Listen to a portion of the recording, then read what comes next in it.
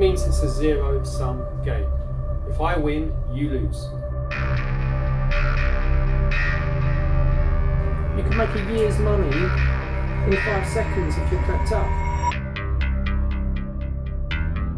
Allow the money to be the product of your job as opposed to the focus of your job.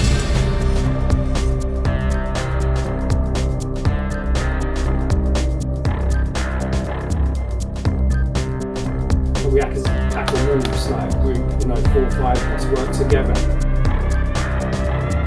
I would straight away maxed out everything I've got, full house, all in. This is huge. What is news trading? What should you be looking for? What did I look for? How you can structure yourself and how you can monetize it. So, a bit about myself. I went to university. I'd done a master's degree. I came from a poor family. My dad was a van driver. So I didn't have any connections in the city. So I was working in the post rooms whilst doing a master's. I was getting spoken to like a piece of shit by traders, by people. And that's why I always try and be respectful and polite to everybody, because you don't know who these people are, So I didn't have any leg ups, I didn't have any help, I had to do everything myself, and it can be done. And that's really the key message. It's up to you. Don't find excuses, find solutions. After the Masters, I turned down 3 jobs at investment banks because I was offered a position as a proprietary trader on a training course. It was no money. It was 12 hours a day. You had to be there every day. No holidays. No excuses, no time off. The tubes were on strike, you had to be in. They didn't care. You had to be in 12 hours a day, every single day without fail. Everybody thought I was crazy. But for me, it was my dream. It's what I always wanted. It's everything. I was hungry, driven, and had that desire and that kind of inner fight to give it a go. And I thought, you know what? I've never had any money anyway, right? I'm massively in debt. I've been to uni. What's another year? So that was the beginning of my journey. So there were a lot of sacrifices at the beginning. I'd get home, I'd be very tired. Luckily, my wife hates me, so it was good because, she didn't have to see me much. So, but there were sacrifices socially as well. And and it took a while, and it did. It does take a while. And I'd start off with 1 product, and then 2, then 3, and you build it in. So that was the beginning. That was my initial journey. Enzo covers a lot of psychology. Before I go into the news trading, I don't want to talk too much about psychology now. It's not what I'm here to discuss, but it's also incredibly important. I just want to briefly touch on it without going too deep into it. News trading is you trade the trade and the opportunity, not your P&L. You work on neutralizing the emotional effects of having a big winner and a big loser. So the first time I made £1,000 in a day, oh my goodness, I was so excited. And then after 2-3 years, I'd come home and my wife couldn't tell if I'd made 10 grand or lost 10 grand. She genuinely couldn't tell because I was just completely managed to squash that emotion. And for me, it's about trading the trade, not the P&L, not the profit. And it takes a long time to build that kind of wedge between money and trading. And they're directly correlated. But you need to build that wedge between them in order to create the opportunity and allow the money to be the product of your job as opposed to the focus of your job. So that's all I'm going to say on that for now, because this isn't what this speech is about.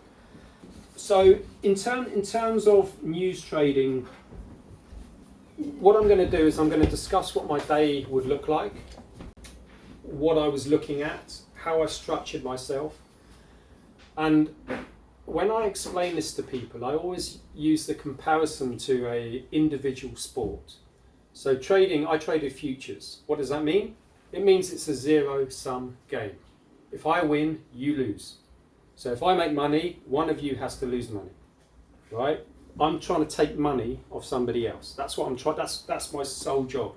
I want your money. That's it, right? And it's zero sum. I'm up against every algorithm, every brain, every hedge fund, every trader out there to try and be better than them, to be quicker than them. And how can I do that? What could I do? I compare this to an individual sport. I compare it to like a game of tennis. To win a game of tennis, you have to win 4 points. That's it. However, every single game of tennis is different, even though it's only 4 shots. And trading's the same. It's the same, but it's different. No 2 days are ever the same, yet they're incredibly similar. And you might be playing a game of tennis, one day you're doing this, and it's very routine, mundane, and all of a sudden, bang, out of nowhere, something happens, and the guy aces you or does something, a crazy maneuver, and you need to react. And that's what trading is like. It can happen at any time. It can be very repetitive, very repetitive. I'd go to the gym at the same day, and it was routine, structure, the same every day. Very, very rarely took holidays. I did, occasionally, but it was all about keeping in that routine and keeping in that structure. Getting in at the same time every day, leaving at the same time every day, and being in the zone. There's 2 key elements to news trading. One is your structured calendar, right? Your structured events. And 2 are the unstructured events, the shocks. The structured events, you have your diaries, you have your calendar. We've got GDP coming out at 1:30. Every day there are events which I would have in my diary which I knew were happening. They are what I call my structured events. You can make money from them. You're probably not going to make the big money. That's going to come from the unstructured events. But you're going to earn a good living from the structured events. So what was my structured calendar look like? Every single day, game of tennis. What is repeating for me? Markets up, market open. Then the cash open, which is different because I was trading futures. The cash opens at 8, the futures used to open at 7, now they're open most of the night. Then I've got the Singapore oil close at 9:30. I've got Euribor fix at 10, LIBOR fix at 11:35. I don't expect you to understand all of these things. I'm just explaining to you these are little bits of opportunity that happen every single day, which can potentially move the market, but may not. But they're an opportunity, and I would be prepped up for them. US bond opens, US stock opens, FX London close at 4 o'clock, the bond closes at 4:15, the London oil closes at 4:30, the US oil closes at 7:30, the US stocks close at 9 o'clock. That's before you're then layering in scheduled economic data releases, CPI, non-farm payrolls, PMIs, GDP today, PCE. Then when you've got other slightly bespoke events such as option expiry. Well, when is that out? It's calendar, it's dated, it's listed. Everybody knows when the option is. It triple witching day? Then you've got month end, quarter end, central bank speeches, political leaders of political parties or leaders of countries speaking. These are all structured events. And all of a sudden, every single day, I knew I had 5 to 10 potential trading opportunities. They weren't huge, but they were opportunities. I was prepped up for them. I knew when they came out. I knew what was expected, and I would trade them if there was a shock or a deviation from the expectation. So you can build that into your day. We've got month end coming up. So what does that mean? Well, that means at 4 o'clock on Friday, let's have a look at the FX. How does it move? At 2-3 minutes before, people have to close their business going into month end. You can do some research on that yourself. You can go, okay, what does he mean by month end in the FX? Oh, it closes at 4 o'clock in London, the cash market. people have to balance their books, month end, quarter end. Oh, I'll have a little look into that 2-3 minutes before. I'll look at the 1 minute charts going back. Oh my goodness, I can see that the Canadian currency came off 10 ticks and then rallied 10 ticks immediately after 4 o'clock. That's absolute free money. I could buy the Canadian, make 7-8 pips or whatever. That's once a month. And you have it daily. It doesn't happen that often, but you might as well watch it. You've got nothing else to do. You might as well watch it going into 4 o'clock every day, because once in a while there will be an opportunity, and that's what news trading is. It can be boring. It can be slow. It's like next, next, next, next. You know, and that's it. But it's continually coming at you. On a slightly separate note, you do have the ability, depending on how technical you are, to start looking at developing algorithms and automation around these structured events. So you can start thinking at some point in the future about building news-related algorithms which can trade these things, can trade the economic data. Depending on how technical you are, there is an ability for you to layer in some sort of coding, some technical, but it's not required. You know, you can trade this manually. So that's the structured stuff, and there is a lot more than you guys think. A lot more, because all of a sudden, you've got things like earnings. Every single company has to report earnings. You can build that in. You know, you've got loads and loads. The whole point of being a news trader is if it moves, I'll trade it. Like I always used to joke, the only thing I didn't trade in that moved was people. Anything else, I don't care, I'll trade it. I could not care less. To me, it's a number on a screen. That's all it is. It's a number that if this happens, this number is going to go from here to there. I'm going to buy it, then I'm going to sell it. That's it. I don't care what the underlying product is. I have no interest whatsoever. Just a number on a screen, and I'm going to trade it because it moves. And that's where you start looking for. I'm going to come on to it in a little bit about the products and what you trade, but the opportunities are much bigger than GDP.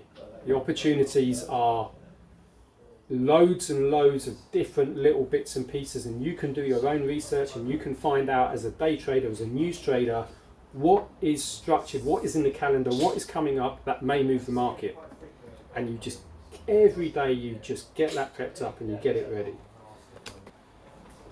That's the structured stuff. Now, with regards to the unstructured stuff, this is where the big money is. This is where the sweat, the tears, the concentration, the tiredness comes in. Because what you're doing is you're actually, as a news trader, is you're actually operating as, if you like, a super trader. You're operating in a way where you're saying, not only am I trading, I'm also an analyst, I'm also a risk manager, I'm all of those things at once. So if I asked you the question now, this is an actual question. So what do you think is the most important thing? Not GDP, not data. What is the most important thing potentially moving the markets at the moment? What sort of things can you think of? So have any of you got any? Interest rates. Interest rates, right, that's one. What else have we got going on in the news at the moment? President speaks. President speaks, but what about? Not just him speaking, what events? What are the actual policies? What's going on? So Tariffs, yeah. So like, what are the actual events? Not the speakers or the deliverers of them, but what political, social... You mean geopolitical? Yes. Issues. What geopolitical issues are going on? Russia-Ukraine war. Yeah, Russia-Ukraine war. Perfect, absolute, fantastic. The biggest one for me at the moment is Trump sacking... Powell. Lizaku. Yeah, he sacked her, and it's like, oh my goodness, this is such a huge opportunity. You guys, I wish I was still trading. Oh my goodness, I'll be making so much money now, because what you're looking at is all of these events. We've just named three: Ukraine war, interest rates, and Trump sacking. Why is Trump sacking important? Speculation about Powell. central bank independence is key. It underpins fiat currencies. It underpins trust, quantitative easing, everything. You guys may not have looked into government bonds, but after this chat, if you go and look at what's happened to the 30-year government bonds, they've gone absolutely crazy. They're trading at levels not seen since the mid-1990s, solely because of the fear of what's going on. Crypto came off. You don't need to trade bonds. You don't need to trade something technical. Crypto came off. Stocks came off. It's big. It's nervous. You know, and what I would do if we take the Russia-Ukraine war, this is what I'd be doing. This is an exact scenario which I would trade. So I would know absolutely everything to do with the Russia-Ukraine negotiations. The first thing I would be doing is understanding the situation. So I would know every single town in Ukraine which was potentially being, threatened by Russia. I would know, so geography. I'd know all of the geography, what's going on. I'd know all of the political leaders. Obviously, you've got Putin, but all of his generals, all of the people in talks, all of the people in the US who are involved in the talks, Europe. I would know where they stood. Are they left wing? Are they right wing? I would know what they've said. And I would know how negotiations are going, when the next talks are, what's happening, and most importantly, what's priced in. What's happening here? What's priced in terms of the market. So the big shock would be there's a deal and it just gets announced. Obviously, it's probably going to be Trump that announces that, but you do have scenarios where these big events, they use journalists to convey messages. You see it in the FT all the time. You see it leaked to the media. So a very famous lady, Amir Bakar, she is the voice of oil. So anything to do with oil, anything to do with OPEC, you will be trading oil. You'll be trading, oil is fantastic to trade as a day trader, right? You've got 3 closes a day. Like you've got OPEC meetings, they're always arguing with each other, it moves oil bundles, so how do they convey the message in a locked OPEC meeting? They leak it to Amir Bakar and she moves the market. She puts a tweet out telling you what's going on in the meeting. So I know if I follow her, she's going to give me insight to what's going on in the meeting, and more importantly, Reuters and Bloomberg and the published news wires respect her enough to consider her voice the word of God, and they will publish her comments on Reuters and Bloomberg, meaning all of the algorithms are going to pick it up, meaning everybody's going to see it, meaning oil's going to move 100 ticks, and I've got edge there just by following her on Twitter. I've got edge. So if she's talking on CNBC, I'm listening. If she's if I'm in the oil zone, this is what I'd be doing in Russia. This is what I'd be doing in Ukraine. I'd have every single person kind of mapped out, fully prepped up, fully understand. And that's the kind of understanding the event to a level where one person talks and says something which isn't value, isn't priced in, you have the confidence to enter the trade. Oh my goodness, this person who has spent the last 10 months like one of Putin's generals who hates the West, he's always threatening to Newcastle. If he came out and said, this guy exists, if he came out and said, I think we're going to have a deal, that's as good as a deal being done, because he absolutely hates us. And this is the level of detail you need to go into, and you need to be continually scribbling away and working away and and energizing yourself to find this information out, building up your TweetDeck. And I think what's important here is you need to understand where value is, and you need to, what's the trade? It's always the same. What's the trade? Great that you do your research, but what's the trade? So the trade is Russia. What do you think would move if there was a deal on Russia Ukraine? Any thoughts? What would you trade? You're at your desk and you see Russia Ukraine, the war is over. What would you trade? Any thoughts? Oil. Oil maybe, stocks. Stocks. Stocks Yes. would love it. Yes. this is the point. You do your research. What's the trade? Yeah. So step one, you're doing your research. Step two, what's your trade? How do I plan this out? You plan this out in two ways. One, you organise your desk. You have your tweets. You have to have your own TweetDeck, your own feed. I know it's called X, but I still call it Twitter. Your own feed with your own people in, your own stories in. You've got your Reuters, you've got your news. You're really prepped up for it. And two, you've got your markets and your trade. So it's not just what markets you're going to do. It's how big are you going to trade? Are you going to max out? So on a deal, would you buy the biggest position you could buy? I would. You would. I'd be straight away maxed out everything I've got, full house, all in. You know, this is huge, and you doing your research continually is going to give you the confidence to understand that. Yeah. So the next thing is what moves and how does it move? What's the trade? What's the trade? What's the trade? Keep saying it. What's the trade? Let's work through it. What happened when Russia invaded Ukraine? Inflation went up. What else happened? Wheat. What happened to wheat? Yeah. You've done your research and you now know that Ukraine produced 40% of the global wheat supply. All of a sudden that's unlocked because the war's over. Yeah. What's going to happen to wheat? How does wheat trade? Oh, it's priced really strange. It's priced in like strange decimals. Okay, that's fine. It also has a limit down. Well, what does that mean? Oh, well, it means that if it's limit down and you get into a short position, the next day it's probably going to open limit down again and again, you're going to make so much money. It's a risk on event. So they'll be pulling money out of secure places like gold, like bonds, and putting it into riskier assets where they can get a yield, like stocks. So that's kind of always your baseline. Is it risk on, risk off? That's a good sort of starting point. Then you can build into your trade. Oh, I love trading gold, I love trading crypto, I love trading blah, blah, blah, whatever.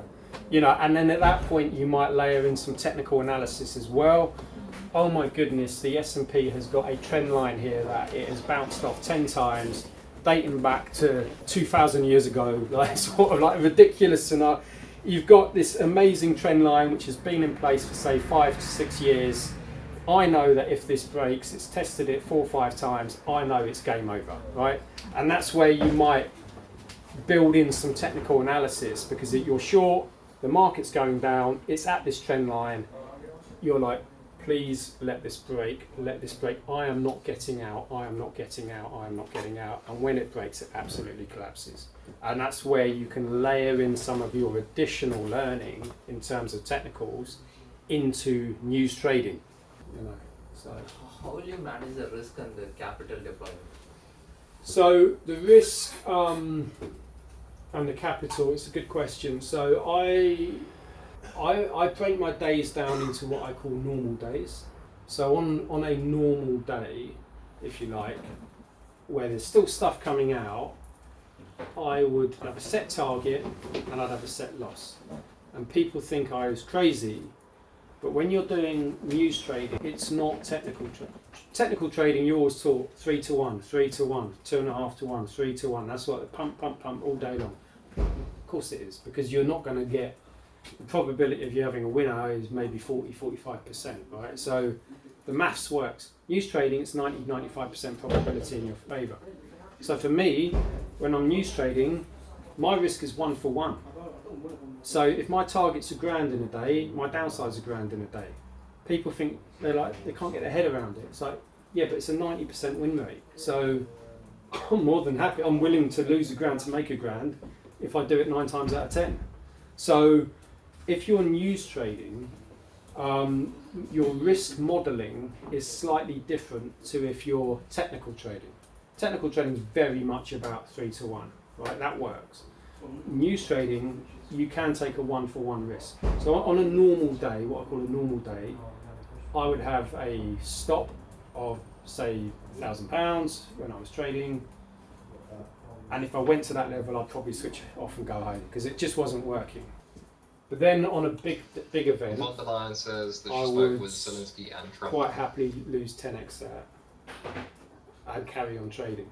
So it depends on psychology, the mindset, what's happened. Sometimes things just go That's a wrong. recent post. Mentally, I'm in the online zone. I'm saying completely fine. Just that Putin Sometimes, wants to if come I've to the lost it negotiation and lost the plot, table, and we must if I've secure lost a it and just lasting I'm peace. churning and losing, that's when I need to go home. But if I've just taken a 90% probability trade, I'm completely with it mentally, I'm completely happy with the trade, ask myself, would I take this trade again?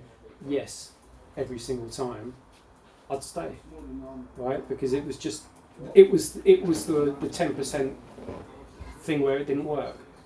So there's little things like that. It wasn't it wasn't a complete hard stop. But then I'd have a monthly stop as well, where if I blew a certain amount in a month, I would stop trading for the rest of that month. And that's how I lasted over 20 years. Most people do about 2-3 years of it, and it's about managing your balance and protecting your capital, but not to the extent you haven't got the guts to execute when the opportunity's there. This is asymmetrical risk. This is about hitting it hard and big and going for it. This is where bonds gets quite interesting because it's all based on maths. It's all based, if you're into maths, if you're into numbers, if you're into that, then everyone's got different backgrounds.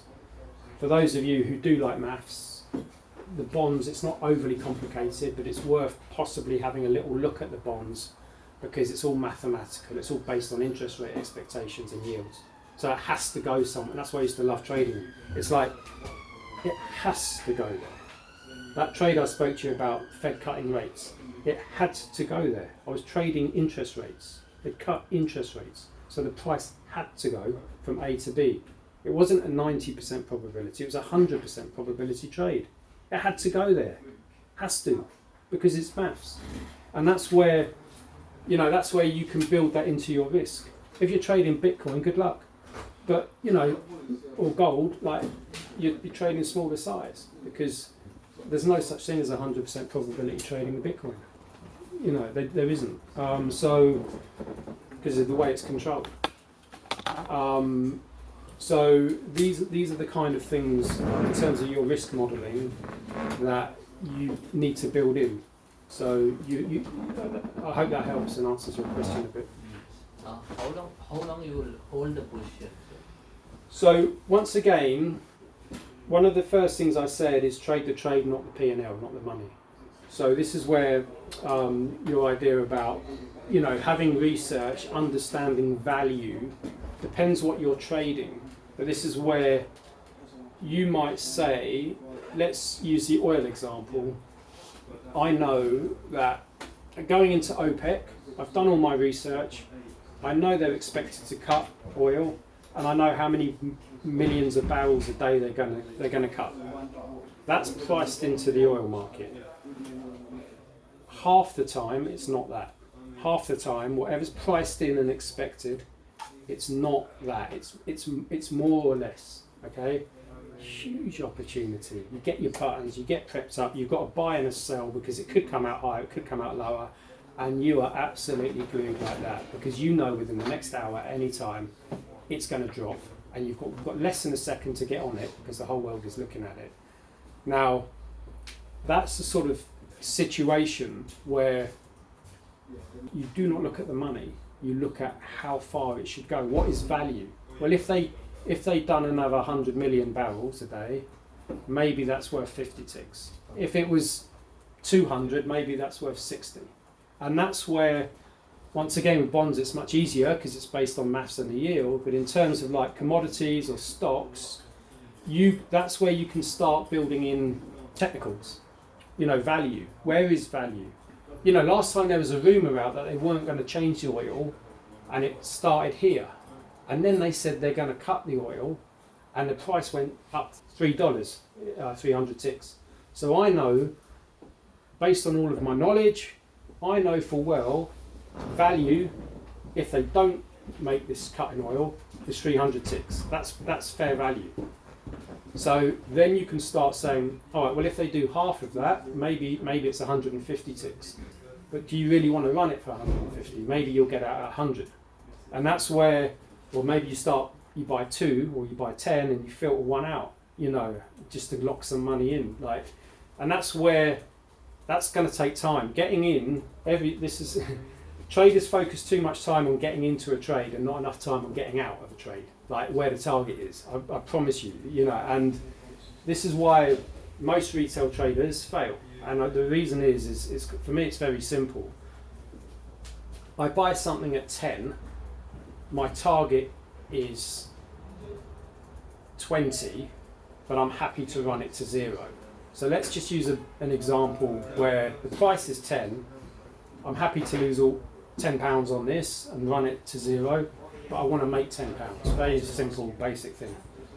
What happens is prices never just go in a straight line really, or 90. They kind of do this, and they go up and down and blah blah blah blah. What happens if my price gets down to 3? So I'm 7. I've lost 7. I'm going to run it to 0, right? I don't care. I've lost the money. Like, I'm not going to get out and go, actually, I think I'll just take 3. And you're like, no, my stop was 0. I'm going to run it all the way to my stop. And you start looking at it, and this is where you're looking at the money, right? You're married to that. You've already factored it in. Who cares? I've accepted 10 as. On the upside, it's different. On the upside, start at 10, goes to 17, comes back down to 12, goes up to 16, comes back down to 12. May go down to 9, back up to 15. Then it goes to 17, and you think, you know what? I'm just going to take that. So all of a sudden, your risk reward is not 1 for 1. It's 0.7 for 1.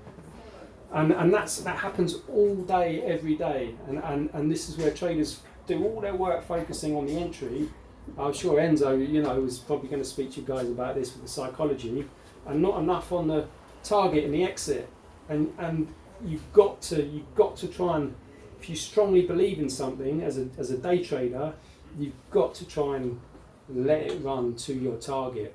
Or you've got to cover half and let half run. That's another strategy I'd do. I'd buy more.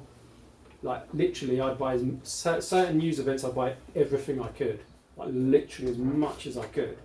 Did not care because I knew I was right, and I would cover half quite quickly, and then I'd let half go to the target. But at least I've locked in and de-risked the trade. Then you're playing with the house's money. So, Yes. one of my best ever days was the US election. The first one, Trump won against Clinton. I was trading gold, and this is the level of research we've done. We act as a pack of wolves, like a group. 4 or 5 of us work together, help each other, work as a team. Don't try and work on your own. There's enough money for everybody, and you'll make more money working together than you will being selfish. And we managed to find some kind of radio station in America. That was the way the American election results are. So Florida was a key state, and the way they do their election results in America is they give you updates as the vote counts. So 30% of the votes counted, they'll tell you, Clinton's got this, Trump's got that. And it was Clinton and Trump were swinging like this. And this radio station was printing the results like 5-6 seconds quicker than anybody else globally. Quicker than Bloomberg, Reuters, CNBC, anybody. And it was like some sort of, I don't even know how we found it, right? And we were getting into gold they were going, oh, Clinton's just taken the lead again. We were getting into gold. Then 10 seconds later, it was getting announced and the market was just, it was literally, I've never seen freer money in my life, ever. It's like literally, and that's the kind of what I'm saying about where's your edge. You're continually trying to find edge, and you're trying to find the information source, and that's kind of where the job. There's a lot of sitting around, a lot of waiting, a lot of discipline, but there is always little bits you can be doing to build up your understanding, but you don't want to spend too much time doing that because then you'll miss the trade. A lot of money in news trading happens when the opposite happens, or when it gets denied, or when there's always rumours, there's always nonsense.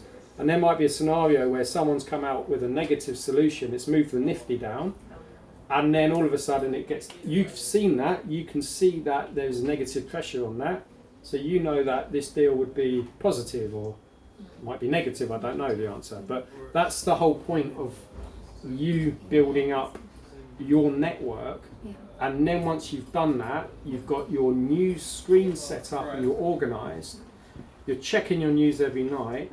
You're understanding where value is, because the worst thing as a news trader is you trade old news. And I've done it. Even the last year of trading, I've done it. Everyone always does it. It's very difficult to keep up on top of It's like you go and you buy it, like, oh my goodness, why isn't this going up? And someone would shout, oh, it came out an hour ago. And you're like, oh, for fuck's sake, you know. And it's like, okay, you know, I must have missed that. I was out getting a coffee, or you know, or something. So it is hard to keep up. But that's where that does happen, and that's where being organised, having your stuff. So if you go out, scroll back through, there are certain people you can follow who basically take Bloomberg and Reuters headlines and they just repeat them.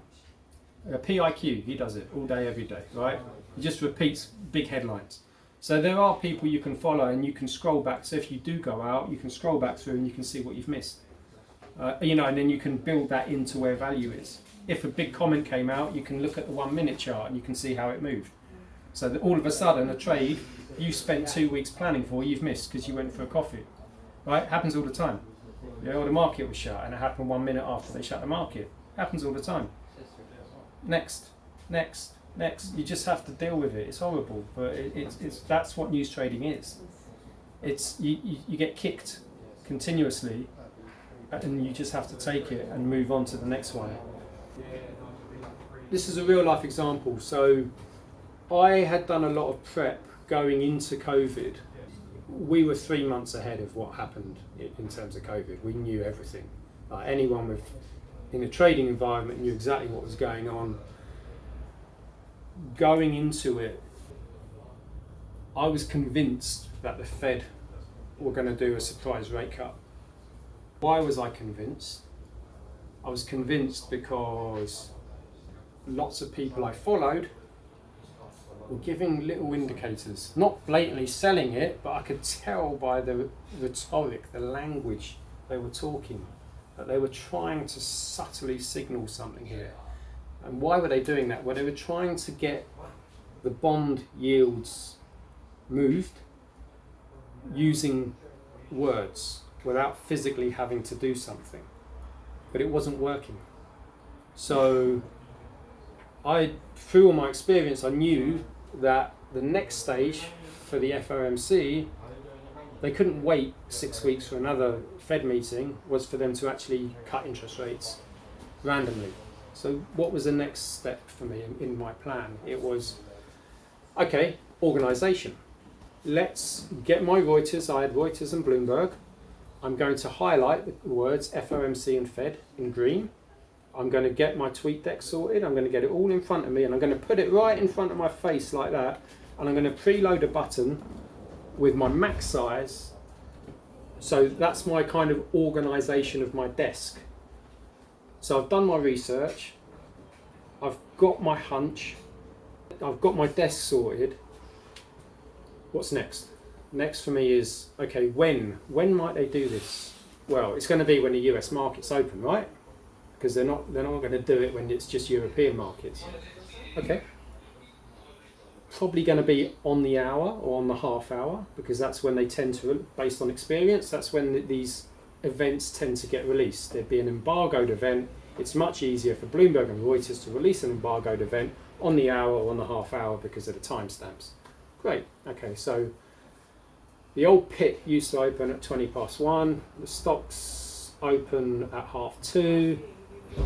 I'm going to be prepped up between 1 and 4 every day. So how can I be prepped up? I think it's going to get released on the hour or on the half hour. I set a little alarm 20 seconds before every half hour, just really quietly. For 2 weeks I sat there like that, like a machine, prepped up. Honestly, people were taking the piss out of me. They were laughing. Oh, they were laughing at me, like, oh, his alarm's going off again. And it's like, yeah, okay, whatever, you know, I don't care. And lo and behold, bang, 3 o'clock came out. I was the first person in globally in the market, in the bonds, on that trade. You can see that from the time and sales. The first person in, literally, bang, done, like that. It's your choice. It's up to you. You know, and I say to these guys here, if you're prepping up for something and someone comes and starts talking to you, tell them to go away. Tell them to go away. There's too much money at stake. You can make a year's money in 5 seconds if you're prepped up. It's not going to happen all the time. That was an extreme example. But it is an example I wanted to share with you because it's there. And that is organisation, prep, understanding and having the confidence to know where value is. I knew where value was. I was prepped up. I was ready. I'd done my research and I had it off. And that is news trading. That's what it's about. It's about 95% win rate. It's about organisation, being quick, being fast, being smart, being aggressive, getting prepped up, getting organised, doing your not leaving your desk, not being on your phone. With my grads, I'd make them wear a shirt. Everyone else came in jeans and t-shirt. I would have them there from the way I was taught. I was have them there 12 hours a day. No phones, no internet. The only internet they were allowed was if they were doing research. They used to go mad, but all my guys made money. They all made money, right? I'd make them sit there till 6 o'clock when all the others are down the pub. I don't care. Then can we go? It's 4 o'clock. Can we go? No, you're sat here till 6. I don't care. Every single one of my grads made more money than me. And it's that extreme discipline that they've got where they are inside the market, they know where value is and they know exactly what the opportunity is. And they're not influenced, they take responsibility and they own it themselves. And that's what you have to do. You have to own it, you have to be hungry and you have to be driven. But it's there for the taking. As I said at the beginning, if it moves, you can trade it. There's 20,000 different products you can trade, if not more. If it moves, you can trade it.